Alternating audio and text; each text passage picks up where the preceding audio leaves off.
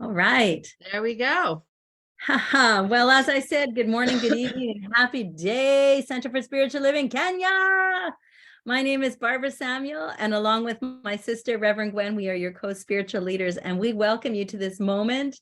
And we are so grateful that you have chosen to share this life with us, and we are happy to receive you today. We have a beautiful morning, evening for you. We have Reverend Melody Bailey in the house. Show some love for Reverend Mel. Come on. Where are those spirit fingers? Yeah, wave your hands in the air. And her talk title is I've Got the Music in Me. What you can expect this morning is to be transformed. What you can expect this evening is to be received and inspired. What you can expect this day is to feel the love of your spiritual community that is surrounding you globally. I'm in Canada. Reverend Gwen is down the road from me, about a 45-minute drive. Reverend Melody's about 15 minutes from me, and Michelle is hours away from me. Karen's hours away from me, and you are days away from us in Kenya, but that does not keep us apart. We are together.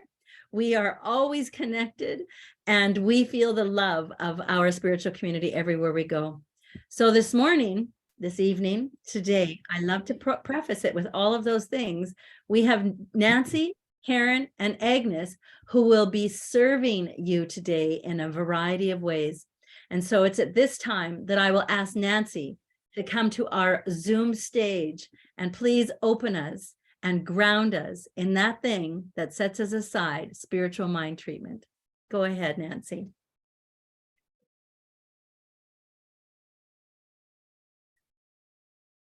As we breathe into this presence, in recognition that there is only one power, one energy, one love, one creative intelligence. It is divine consciousness. I call it God, the source of everything. And there is nothing outside of this one, all powerful, all knowing, and everywhere present at all times. This consciousness I call God is who I am. It is what I am. Ever flowing energy that moves through me, expressing as me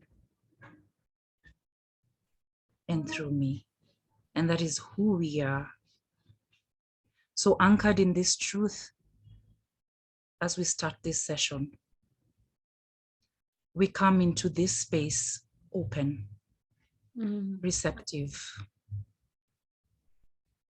expectant, and willing to learn, to expand, and ultimately to serve. For that is who we are. And so I am grateful for this space. I am grateful for this community. I am grateful for this teaching. And I am grateful for each and every one of us here tonight. And so I release my word into law, knowing that it is already done. And so it is. So it is. So it is. Be still and know that I am God. Be still and know that I am. Be still and know that I am God. Be still and know. Be still and know that I am God. Be still and know that I am. Be still and know that I am God. Be still and know. Reverend Gwen. I am opening. I am opening. My heart is ready to receive. I am opening. I am opening. My heart is ready to receive. And in this place of reception and staying open, we invite Karen Lee to take us into that meditative state. And knowing that we are already present, where we have been breathing, gentling our thoughts, quieting the rush of arrival. And here we are, the perfect time, the perfect place. All is well. And we breathe and listen, for deep within we have that still small voice. And we listen, knowing that as we are receptive, we are empowered, we are encouraged, we are the presence of God incarnated right here.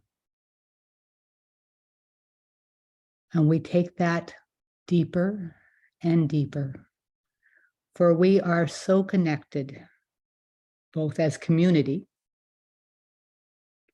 and as the very presence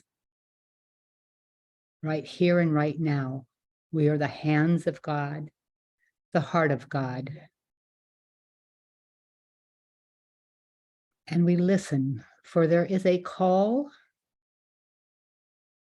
for each of us, a gift that we bring to the world. And we listen, clarifying, understanding. We are so blessed. Breathe deeply and rest, reveling in this presence, nourished, renewed, invigorated.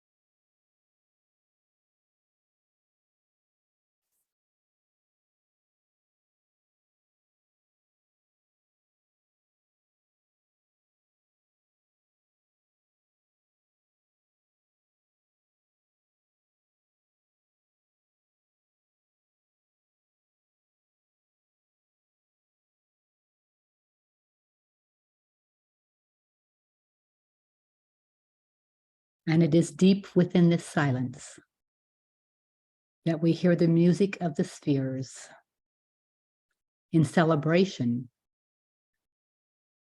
joyful, invigorating, for it is our calling to us. Come play.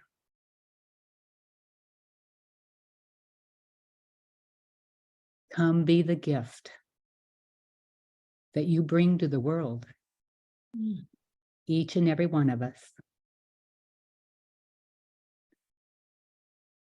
And I breathe knowing that this community, right here and right now, has set that intention that they bring that open heart, that new sense of celebration, to everyone they meet. For as the rock hits the still pond, we send forth the ripples of love, peace, abundance. We are the hands of God, the heart of God, that very presence. And in celebration, right here and right now, we accept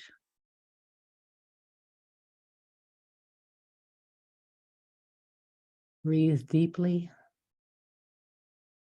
allowing that acceptance to go deep within every part of your body, knowing that it is embodied. Breathe again. And knowing that acceptance of the mantle brings our thoughts into alignment with the truth.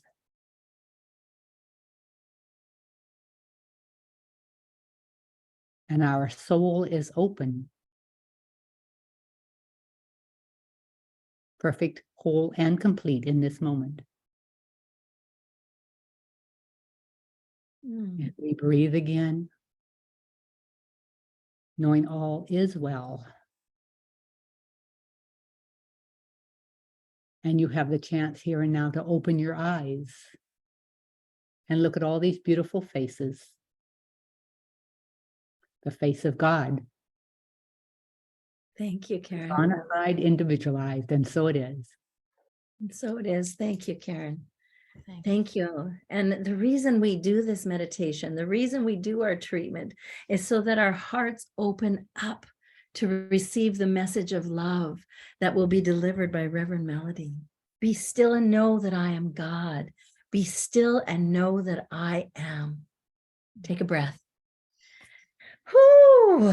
Just put your hand on your heart and know that you have arrived at the perfect place at the perfect time to express, to share, to live, and be exactly who you are. You know this song. Just because Reverend Gwen and I sing it, if you know it, you got to sing it with us too. We are one people, one strong heartbeat, just one spirit shining bright within us all. Well, we are a part of one another, born to love each other. When it's all said and done, we are one. Take it away.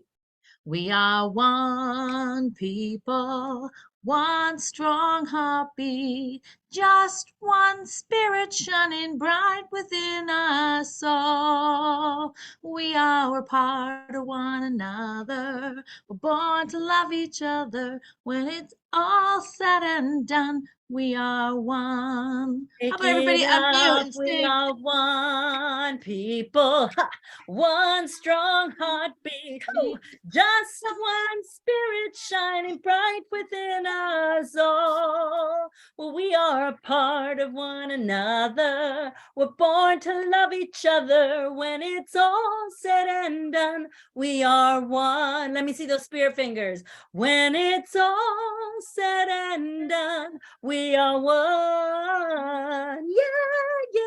I see James and the kids. Come on, babies, give me some love. Yeah. Oh, I feel you.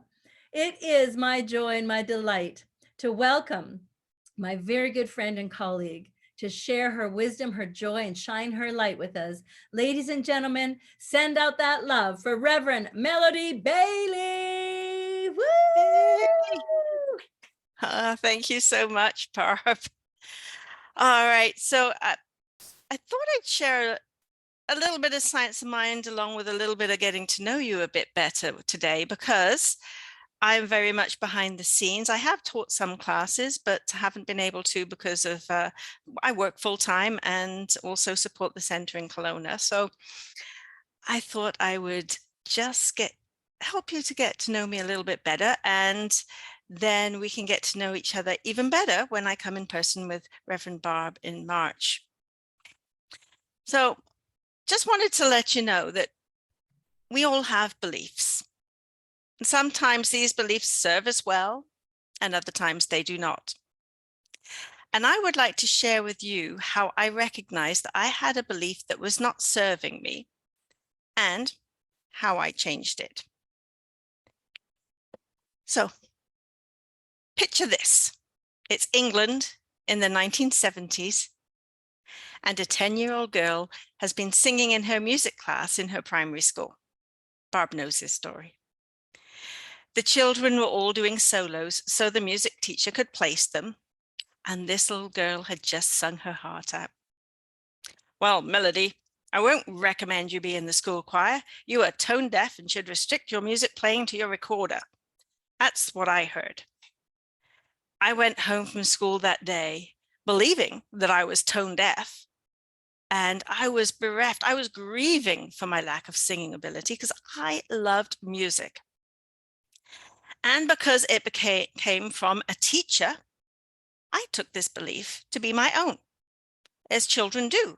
When they hear something from an authority figure, whether it be a parent, a teacher, or someone else, they take it on and believe it unconditionally without challenging it. How did this belief affect my life? Well, being artistic by nature, I was in acting class as a young kid, and I looked forward to being in school plays.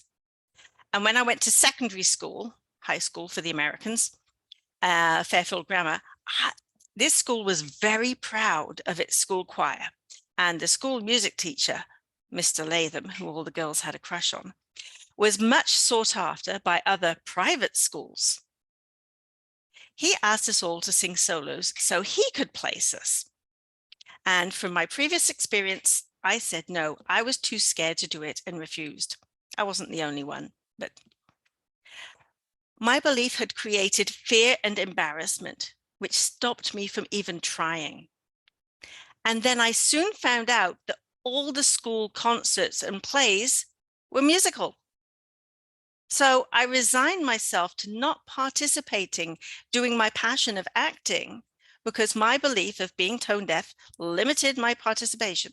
And I got stuck in the back for all the performances with all the kids who could not sing or who mucked about. I still sang though, at home, in the shower, in my room. I loved music and would listen to the radio all the time. I was even named musically, Melody. My mother had the name Graham picked out for me. All my baby clothes were blue. She believed she was going to have a football player because I kicked so much before I was born. And here I was born, a girl with no name. Apparently, as a baby, I cried a lot and very loudly. And when the doctor came to check on us both before he could say we're both okay, he said while listening to me cry, "Well, now that's a beautiful melody." And so that's where I got my name. So how ironic to be named musically, yet not be able to sing. Which begs the question, can beliefs be self-perpetuating? Absolutely. An experience in my teens reinforced my belief in being tone deaf. So my mum took me to Shakespeare's performance of A Comedy of Errors. And it had this big write-up in the newspaper about the wonderful singing of the performers. And when the opening act started with a song, I could not understand why all the audience was howling with laughter. And I asked my mum what was so funny. And she said, well, all the singers are off key. I thought they sounded lovely, if a little different. But I later learned that it's even harder to sing off key deliberately than it is to sing in tune. So that made me think, society has chosen to believe that music should sound a certain way, yet not all of us hear it that way.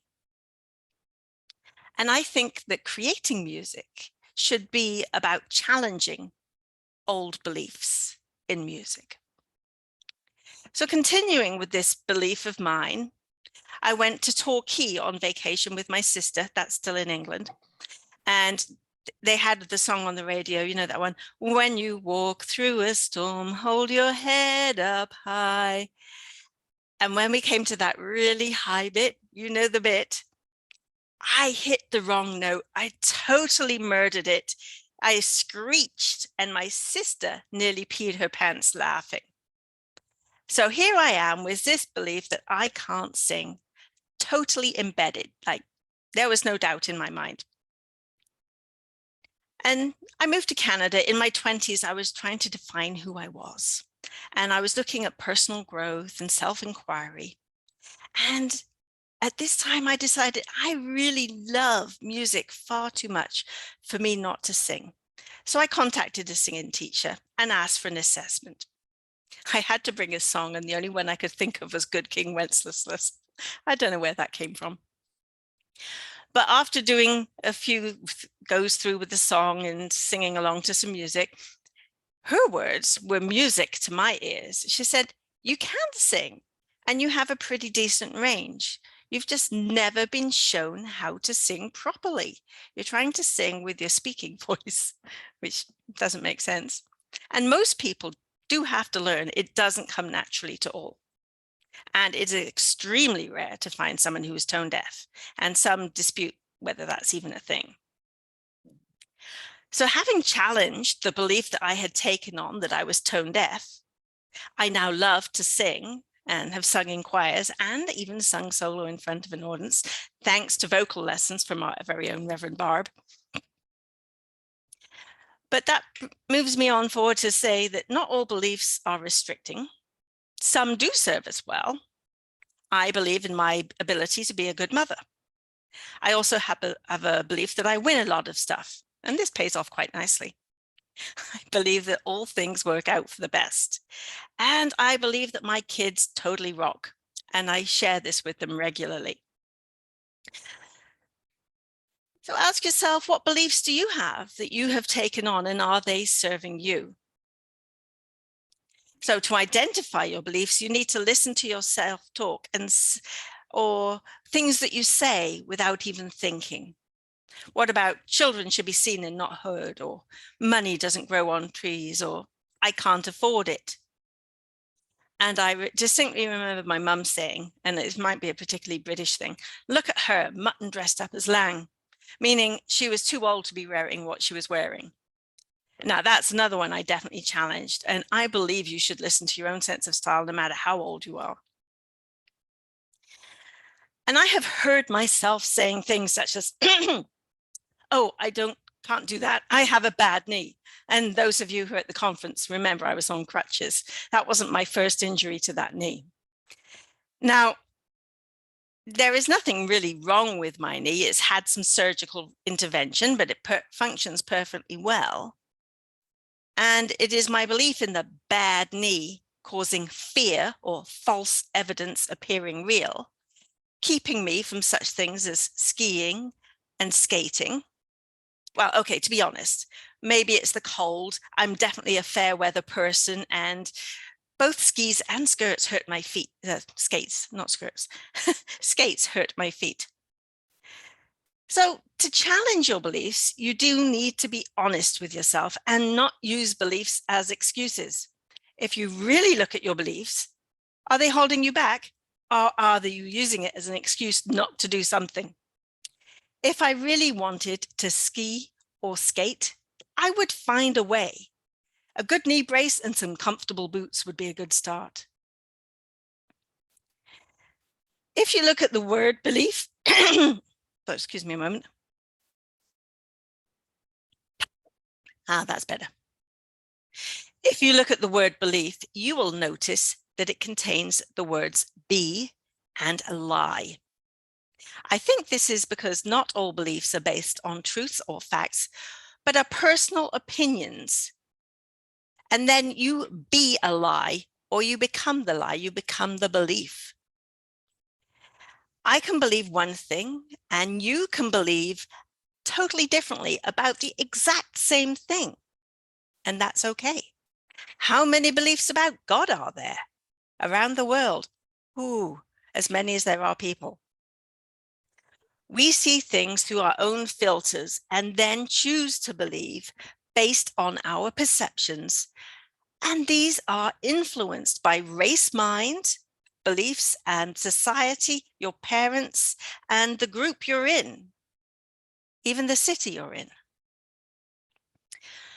At my day job, I work for the health authorities as a business analyst for accounts payable. I have noticed that each time winter arrives, so does flu season. All the posters go up, have you had your flu jab yet? And people start getting sick. Now, partly because they believe what they are told, that this is flu season, therefore some of us are going to get the flu. And there are also beliefs about societies and cultures. All Americans are very proud is one I've heard. And what about Brits have a stiff upper lip? Or Canadians are always saying sorry. Well, sorry, these are sweeping generalizations and truly do not reflect people individually. Now, having read The Four Agreements by Don Miguel Ruiz, I am in agreement with his point that we take on our beliefs from society, from our parents, from our teachers, and make them our own without really challenging them if they fit for us or if they work for us. He writes, as children, we didn't have the opportunity to choose our beliefs, but we agreed with the information that was passed to us. As soon as we agree, we believe it, and this is called faith. To have faith is to believe unconditionally. We, people, parents, society, use rewards and punishments to train children to take on the beliefs we ourselves took on. And as I said, many serve us and our society well, and some don't. These we need to challenge. How do you know if the belief is working for you? Ask yourself if this is bringing joy into your life. What does your intuition say? And then ask the question and sleep on it. There are many ways to see if something is right for you. And when you decide that it isn't, and you have challenged the belief, then you can change it to what will serve. Some core beliefs that might be worth looking at are: people always reject or abandon me. Other people are more important than me. I am unlovable. If any of these things ring true, then try changing that around to the opposite, and you can use these as affirmations to help. People embrace and love me. I am important to those who matter to me. I am loved. Is there something in your life that you don't want, or is there something missing that you do want? What beliefs do you have around your being able to either have or not have that? You can change these beliefs. Changing a belief may appear to be difficult, but I look at it from a different angle now and ask myself, what do I need to do to change this belief? All it takes is courage. One last story. I discovered the Center for Positive Living in Kelowna, as it was called then, in 2003. I was invited by a Buddhist friend who called it the Church of Positive Thinking, and I liked that.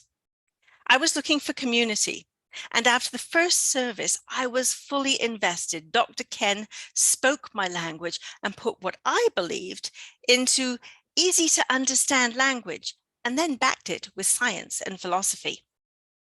I took classes, made friends in classes, and intended to become a practitioner, which I did. The center then offered ministerial classes, and one of my classmates, now Reverend Diane Hockey, had always intended to become a minister since her first classes. But that was not my plan, because I had limiting beliefs about being a single mother, not being able to afford it because it is costly, and not having the time to dedicate, again, being a single mum. On that first day of ministerial classes, I felt this deep feeling that I was missing out on the most important thing in my life. I put my faith in the Science of Mind teachings. I prayed deeply for the funds, the time, the babysitters, for me to join ministry. And then, without having given any time for these to show up, I asked Dr. Ken and Deb if I could join the ministerial class, and they said yes. As I went through ministerial classes, the funds showed up. I found a wonderful babysitter and prioritized ministry classes over other things in life. And here I am today. I had to quit choir for a while. Oh, that hurt. So finally, picture this, an alternate reality. A 10-year-old girl has been singing in her music class in primary school. The children were all doing solos so the music teacher could place them, and this little girl had just sung her heart out. Well, Melody, I think you have a lovely voice and would like to encourage you in singing and taking lessons to broaden your vocal ability. I look forward to hearing more songs sung by you. Imagine the possibilities if I had heard yet. Yet what I did hear created who I am today, and that feels right.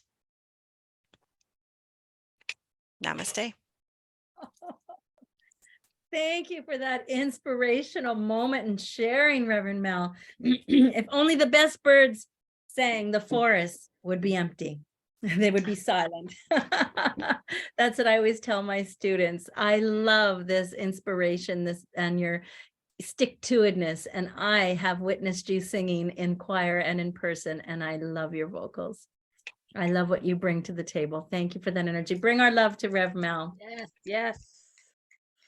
Oh, I think everyone can relate to something like that. As you're speaking, I've got all these memories of authority figures or people who had best well intentions to tell us we weren't the best at something. But it's our passion, it's our connection, it's our dedication, as you said, and just remembering who we are. Wow, thank you. Thank you, Mel. Does anybody have any questions? Gwen, do you have a comment, a thought? No, I was thinking about many of you are familiar with Karen Drucker, and in her story, I remember her saying all her life she was put down for being too loud. Her mom and dad would always say, "Stop being so loud, stop being so loud," and her volume has served her very well, and this CSL community and beyond with all her music and inspiration. So yeah, don't listen to those outside voices, and if they're putting you down or like let hear what they have to say and then go, yeah, but that doesn't work for me. You know, shift in a different way, just like Reverend Mel did. Shift it. I love that. Pat, you have a comment. Well, my story about singing is that I was told very young that I could not sing. There's a couple of little unpleasant stories around that. But I've always wanted to be able to sing. Like I like to be be present and be part of that. But anyway, so probably about, time is such a weird thing. I'm going to say, oh my goodness, I'm going to say 15 years ago. It might be a little bit more when I'm doing the math in my head. Anyways, I decided that I would take some singing lessons. So I found a singing instructor here in town, and I went to her for probably around 6 months, at the end of which she told me that, yes, I could sing, right? But if I wanted to sing, I had to be committed to learning. So I had to actually practice and do the work. And so I chose not to do that, because we're always that choice. We're always that choice. So it's okay, right? However, just this morning, my granddaughter is singing with me in the car as I'm taking her to daycare, because even though I may not sing on key or perfectly, she loves me singing to her. So that's my story, because we're always that choice, right? So we could decide, what we want to do and where we want to put our energy. So Thank you, Reverend Pat. Cole, I saw you had your hand up. Here we go. He's gonna sing. La la la la. Thank you, Reverend Melody. That was a very good, inspirational talk. I can sing also. Thank you. How beautiful. I love Maybe that. somebody can rap the next one. In West Philadelphia, born and raised on the playground. No. Playgrounds where it's at most of our days, shooting out, maxing, relaxing, and cooling, and shooting some b-ball outside of the school. When a couple of guys that were We up were to no up to good the good. started making Started making trouble in my neighborhood. neighborhood. Oh, you know what I love? I love that we can laugh and we can relate and we can embrace and be vulnerable and transparent. And that helps us all grow. We're not alone. We're connected at the heartstrings, from the stories to the memories, to the recollections, to the feelings, to the resolution, to the growing and expanding that consciousness. That's what I love. And the laughter is so powerful. And of course, we all know Paul is our choir director. So he, you know, we have to always give credit to Paul for stepping up and shining his light. Thank you, Paul. I will never be that teacher that tells you you can't do it. We have power in our hands, right? Just so we think about the teachers that influenced Mel, that have influenced me, and we hear Pat and all of you, the teachers, those people with authority who do think that they have well-being in mind for you, but how we can use that energy, if it has hurt us, if it has held us back, to actually be that arrow that draws us back and propels us forward. We can use that energy to power us and empower us to be more than we ever thought we could be. That's a really inspiring talk, Mel. I relate to it. I'm not going to say, because everybody has heard my story about Mrs. Mork telling me in grade 3 that I ruined the whole play, and I didn't sing for 30 years. 30 years I didn't sing, right? Because that's the impact she had on me. She spoke those words for 20 seconds, and for 30 years I believed that, just like Melody. So what's holding you back? What's the lie that we have been telling ourselves, that we may have heard in passing, that we may have picked up and absorbed and decided to believe it? It's not a truth, and it's time to let it go. Yes? Okay, so we have some announcements to make. We have so many great things happening. What did I do here? Let me just go to sharing. Please plan on attending Our Place Gathering, February 24th. It's the first one of the year. It's the first one of the year, and that's out at Paul's Place. And I'm just looking at my calendar right now. And then the next one is on March 25th. Guess who's going to be there? I'm coming to see y'all and press some flesh and hug you, and Reverend Melody's going to be with me. And so we've got lots of stuff planned for all of us for Our Place.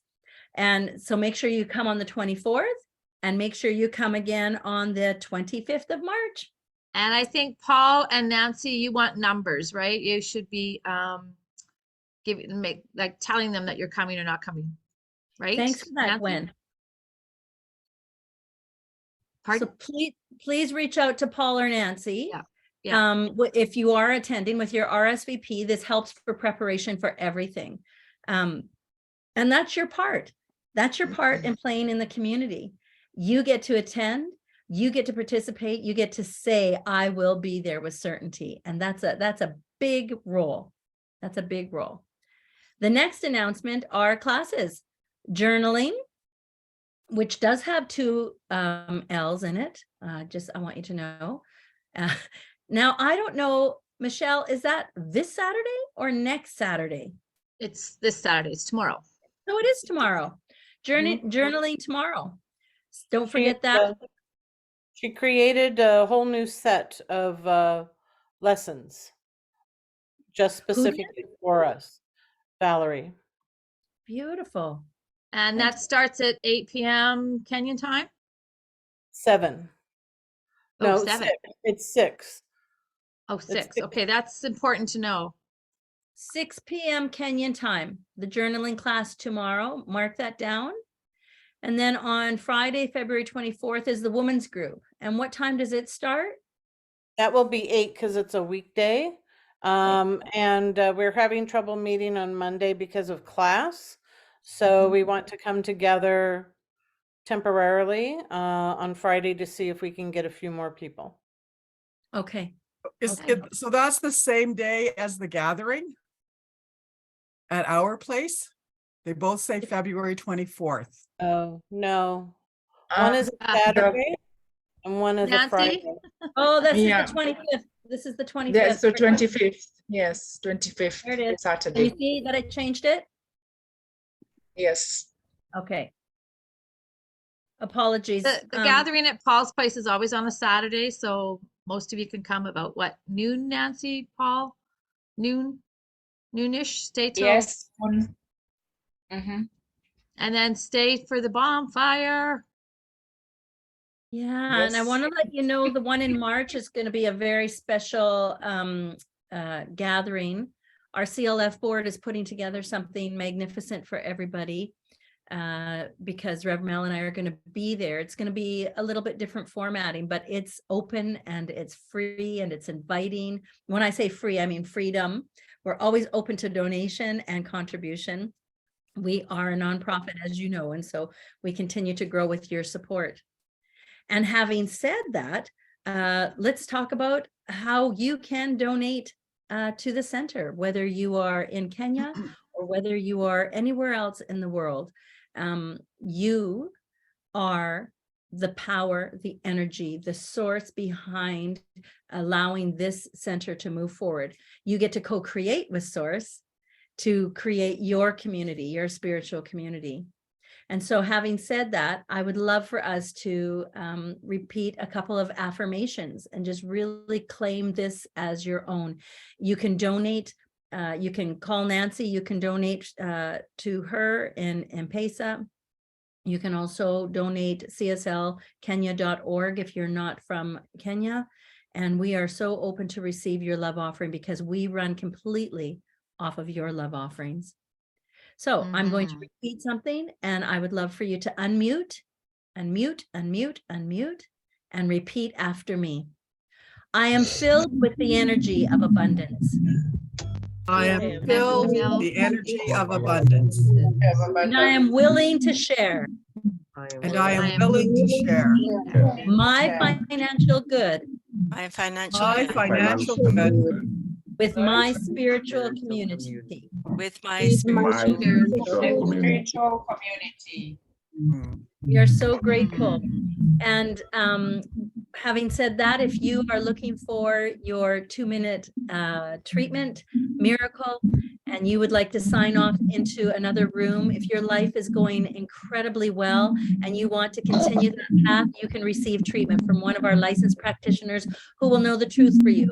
If you are finding today is a tough day, or you have been struggling, or there has been strife and you're looking to change that direction, this practitioner can hold that sacred tooth for you and can do a spiritual mind treatment. So long, Flaminia. Thank you so much for letting us know. We'll see you soon. I also want to let everyone know that the Vista conference for the greater organization is this week. And those of you, and I'm looking for the agenda and then I will post it, but it's a little challenging and I know I've seen it, but I will find it for you and I will post it. I promise. You have to go to vista.csl.org. Okay, thank you. So I will post it ASAP. if you require treatment, just put your hand up and Michelle will put you in a room with one of our practitioners. And I will ask Agnes. Michelle, you have a question or a comment? I just need Nancy, Paul, and Alfred to hang out, please, because you're the practitioners on today. We thank you. We bless you. We appreciate you. We see you. I cannot wait to meet in person every single one of you or for the first time. I love you to pieces. Reverend Gwen and I are just so profoundly, deeply moved by your commitment to show up for Froggy Fridays. And Agnes, I would like you to close us with a benediction, please.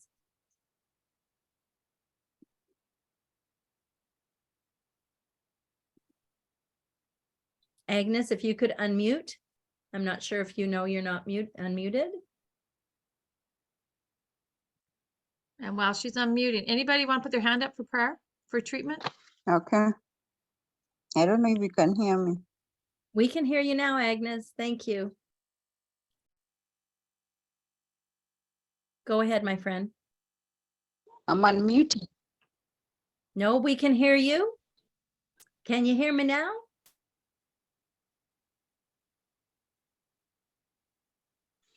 Well, you must Okay. be having, oh, go ahead.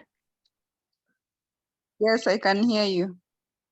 Please treat us out. Do a benediction. Thank Okay. you. Thank you, Reverend Barb. Join me as we come to the close of this meeting. We are grateful for the unveiling of the Spirit. We are grateful for what we have learned. And as we go knowing we are able to change our beliefs. We have the confidence that the change of belief is possible. And we go knowing that till we meet again. And so it is. And so it is. So it is. So you all go forth and shine the love and light that you are. You are a gift to the world. If you want treatment, hand in the air, let us know and we'll put you into rooms. If not, go and be great. We love See you. everyone. Wonderful to see you. Thanks for coming. Love you, Thank Donna. you. See you, Reagan. See you, See you, Mary. McKenna. See you, Thanks for Rev. singing, Gwen. Paul. Thanks, Paul, for your rendition of gratitude. Bye bye. James, I'm going to Bye. see you soon. We're going to be together. Yeah. Looking forward. Thank you. Ethan, thanks for coming. That's great. I Bye, love Ethan. that picture. I love that picture. Thank you for your service, everybody. So grateful for this. Thank you, Mel. You shone your light so bright. That was beautiful. Yeah, thanks, Mel. That's great. Really, really touched home for so many of us.